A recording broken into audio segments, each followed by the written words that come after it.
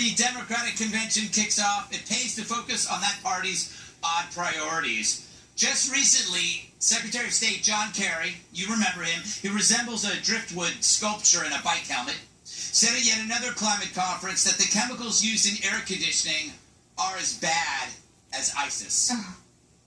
Yesterday, I met in Washington with 45 nations, defense ministers and foreign ministers, as we were working together on the challenge of Daesh, ISIL, and terrorism.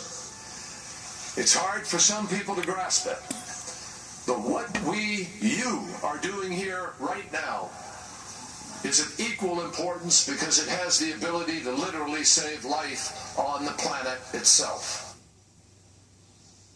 So, Secretary of State thinks cold air is as bad as terror. He's right. Just the other day, I saw an air conditioner shoot up a mall. Now, this is around the same time that the Dems banned electronic cigarettes from the convention floor. What do these issues have in common? They reveal how Dems mistake help for harm and see real evil as an illusion. First, is Kerry not aware that home air conditioning has reduced premature deaths on hot days by 80% over the past 50 years? So aircon saves lives, ISIS takes them. I guess to Kerry, ISIS is a passing thing like James Taylor's hair. As for vaping, let's not forget there's no tobacco in these things. And tobacco products kill 440,000 people in America alone. If vaping were around 20 years ago, there'd be 10 million people alive right now that aren't. Parents, grandparents, siblings, some you don't like.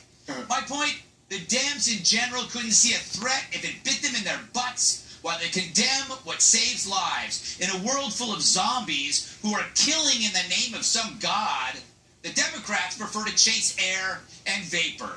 No wonder they blow. All right, I have to make a disclaimer.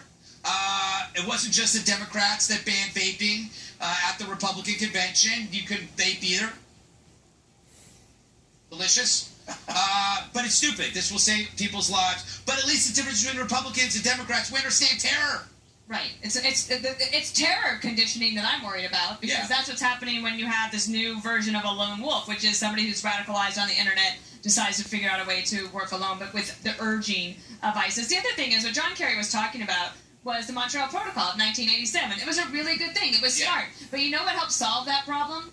Technology and innovation. Yes. Technology and innovation is the key to solving all of these problems, not just if they're concerned about global warming, fine, but what do you need to have innovation? Yeah. You need a strong and growing economy. Yeah. And that's where the Republicans come in. Eric, is there some kind of weird disorder where they're avoiding the real threat? Yeah, I'm trying to see, are they back to global warming now? Yes, that's what this is all about. Global warming, and then because we realized that there are periods where the globe actually cooled, it went to climate change, but now Kerry's going back to global warming because higher temperatures create lower crop yield. Well, it is July. People starve and they get mad and they go kill people. They join terrorist groups. That's the theory. But you can't have it both ways. Is it global warming? Is it climate change? Or back to global warming? I'm confused. Juan, he's looking at you, and he's saying, what's up, Juan? Well, I think what's up is you can do two things at once. Not me. You can, in fact, fight terror and also address the real legitimate concern, which is global warming, which has the potential to kill millions if One has priority.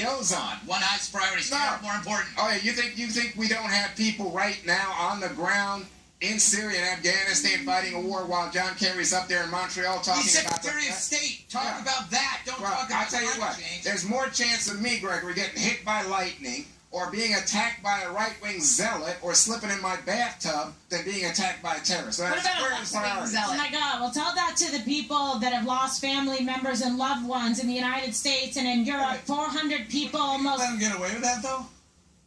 Take him down, KG. I just want to finish what I was saying. Yeah, almost 400 look at the statistics. People. The statistics are pretty clear. Yeah. Almost. I don't know. We'll do this in the break, though. All right, but I'm saying, it seems to me it's pretty obvious. I mean, I'm in more danger walking down the street in Philadelphia or New York from these people who are talking on their cell phone, not looking where they're going. It's different. You said right-wing zealots. That was the one that I had a little problem. Right-wing zealots. Yeah, from people you scream at me, remember? Far more dangerous is trying to get a word in here and being interrupted within one sentence. Anyway, 400 people lost their lives to terror in the United States and Europe.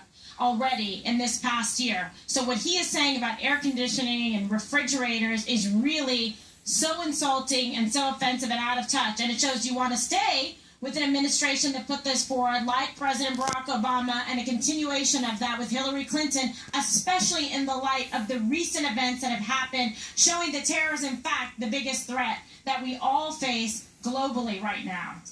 I think it's a real threat. I'm not arguing that, but I'm saying you can also fight the real and obvious threat that comes from... It's absurd and ignorant to say air conditioners pose a greater threat than ISIS. No, I mean, he's really, saying... it's like you should flunk out and go to the back of the class. Remember what Greg just said. You have people who would flee, you would have flooding, you would have loss of agricultural land, you would have more hunger, and potentially more poverty, which is exactly the breeding ground for terrorism. Well, these are the same people that claim It's not a breeding ground for terror. No. If that's the case, then we have Al-Qaeda in Death Valley.